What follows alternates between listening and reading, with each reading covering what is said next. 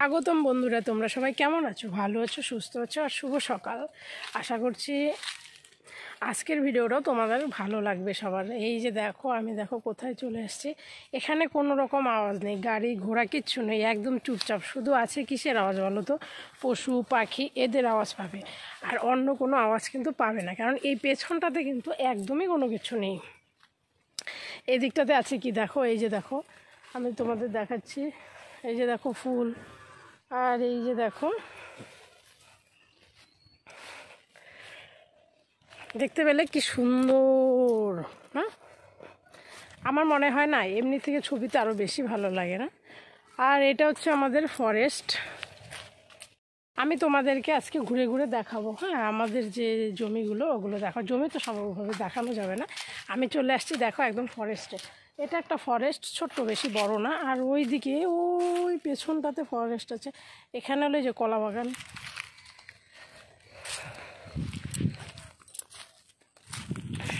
পুপুন কিন্তু এখনও ঘুমোচ্ছে, উঠেনি। আর যদি উঠে যায় তো আমাকেও দৌড়ে ছুটতে চলে যেতে হবে। দেখো কি সুন্দর। এখানে কি কোনো আওয়াজ পাচ্ছ তোমরা? আমি যে কথা বলছি এখানে শুধু কিসের আওয়াজ আছে বলো তো? এখানে শুধু পাখির ডাক আর হাওয়া হচ্ছে, আর কিচ্ছু নেই কিন্তু, না বলো? আর এই যে দেখো পটল ক্ষেত,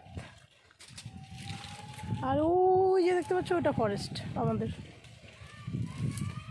তো খুব ভালো লাগে। এখানেই আমাদের জন্মকর্ম সবই না। তারপরে বিয়ে হয়ে গেলে চলে গেলাম আলিপুরেতে। এই জায়গাটাকে খুবই মিস করা। বাপের বাড়ি মিস করবে না এরকম কেউ নেই, না বলো? সবার ভালো লাগে।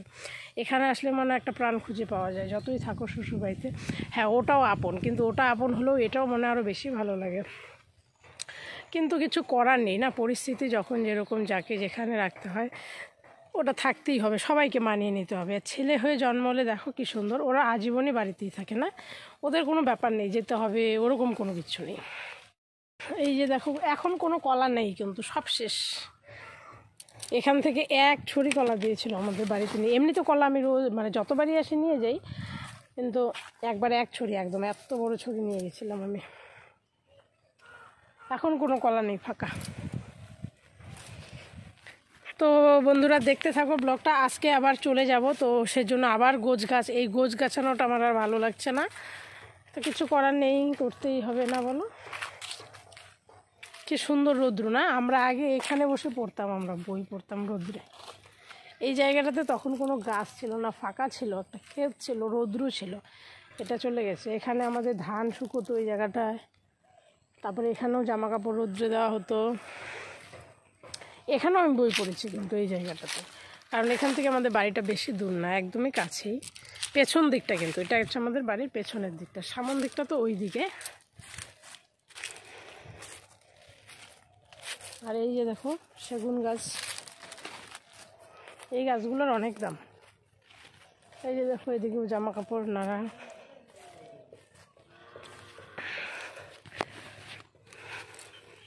কেমন লাগছে তোমরা কিন্তু অবশ্যই কমেন্টে জানাবে যে আমাদের এই গ্রামটা কেমন, কমেন্ট করে জানাবে।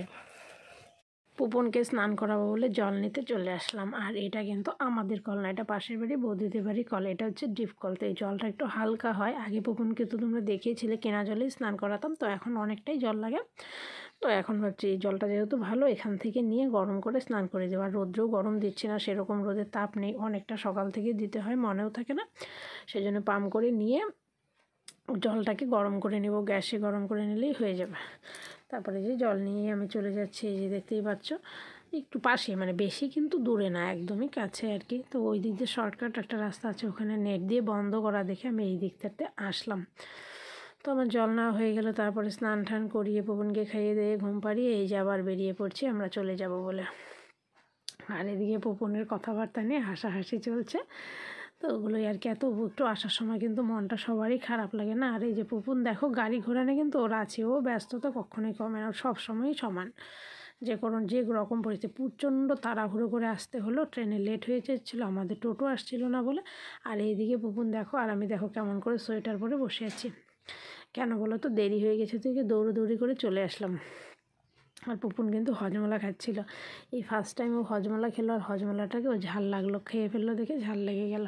তারপরে একটু ট্রেনটা লেট ছিল, 4:30টাতে ট্রেন আসলো। এসে এই যে একদম বাড়ি চলে আসলাম, বিছানাপাটি সব পরিষ্কার করলাম, লেপের কাবার ঠাবার সব খুলে নিলাম। ওগুলো থাকলে কিন্তু একদমই ভালো লাগে না। আর এই যে আবারও সেই হজমলা নিয়েই চলছে পুপুনের। এটা কিন্তু মিষ্টি হজমলাটা, তো এটাতে এতটাও ঝাল নেই, তবুও খেতে পারিনি। তারপরে আমাকে দিয়ে দিল, আমি বললাম হাই বলো, দেখো হাই বলছে ছেলে, সব বুঝে গেছে। সবসময় মোবাইল থাকে না সামনে, ও বুঝে যায় হাই বলতে হয়। তোমাদেরকেও সাথে কিন্তু বন্ধুরা ও।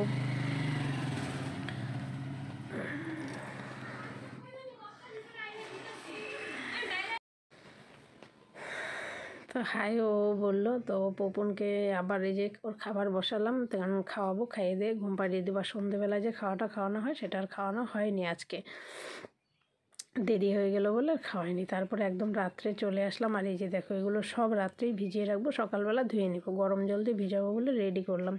তারপরে খেয়ে দিয়ে যে শুয়ে পড়লাম, লেপের আরেকটা কভার ছিল সেটার আমি লাগাইনি, থাক, আমি বললাম শুকিয়ে যাবে কালকে, তারপর ওটা লাগিয়ে নেব। তো ব্লগটা বন্ধুরা এতটুকুই, সবাই ভালো থেকো, সুস্থ থেকো। আর আমার ভিডিওগুলো যদি ভালো লাগে অবশ্যই লাইক, কমেন্ট আর একটা সাবস্ক্রাইব করে দিও। সাবস্ক্রাইব করতে কিন্তু ভুলবে না বন্ধুরা, কারণ ভুলে গেলে কিন্তু যাবে না আমার ভিডিও তোমাদের মোবাইলে। তো বাই বাই বন্ধুরা।